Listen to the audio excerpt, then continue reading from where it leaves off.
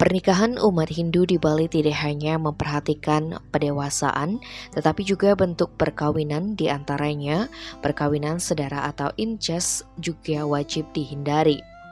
Menurut kepercayaan umat Hindu di Bali, perkawinan sedara atau incest sebaiknya dihindari karena berakibat buruk.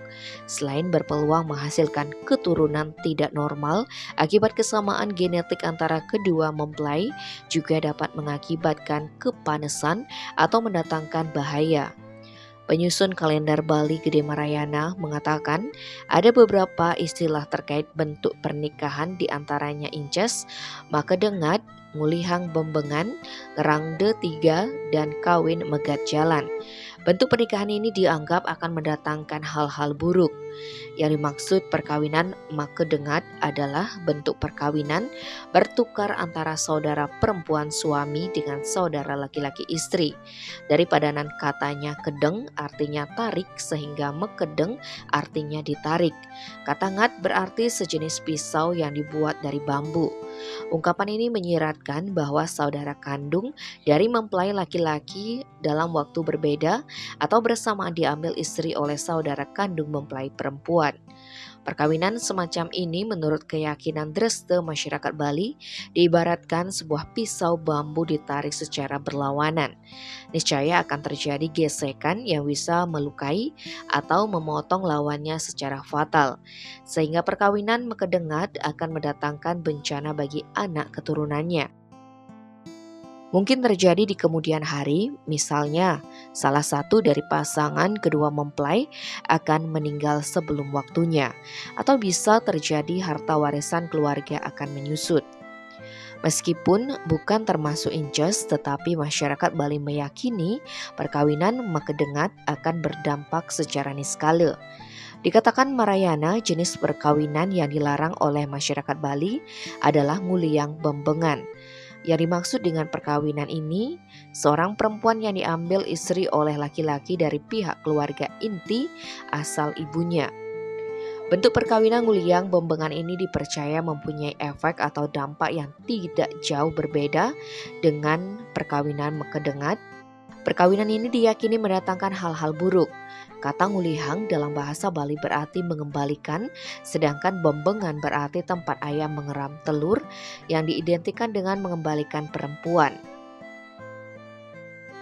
Selain itu, masyarakat Bali juga mengenal istilah tulak wali yang berarti pantangan untuk meminta kembali atau mengembalikan barang atau benda apapun yang sudah secara tulus ikhlas pernah diberikan atau diterima oleh orang lain. Ungkapan ini menurut Marayana lebih mengandung muatan etika ketimbang mitos.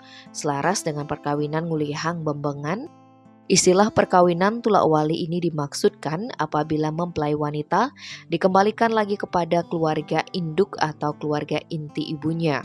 Maka implikasinya kurang baik bagi kelangsungan hidup keluarga atau mempelai tersebut.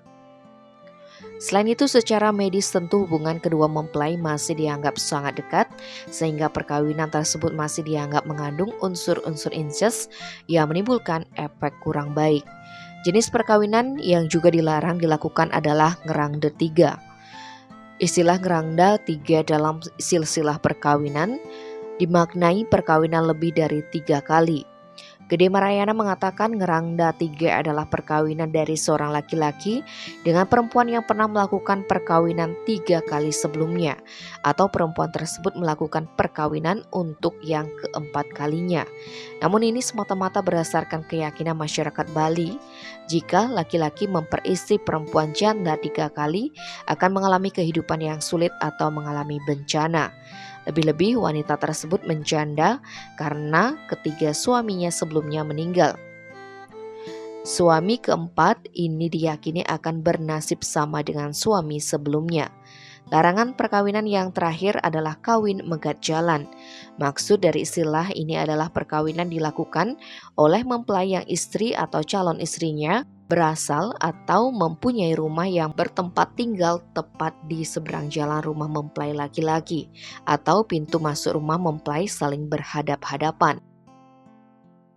Larangan perkawinan ini tentu tidak memenuhi logika ilmiah sehingga secara logika tampak tidak berpengaruh.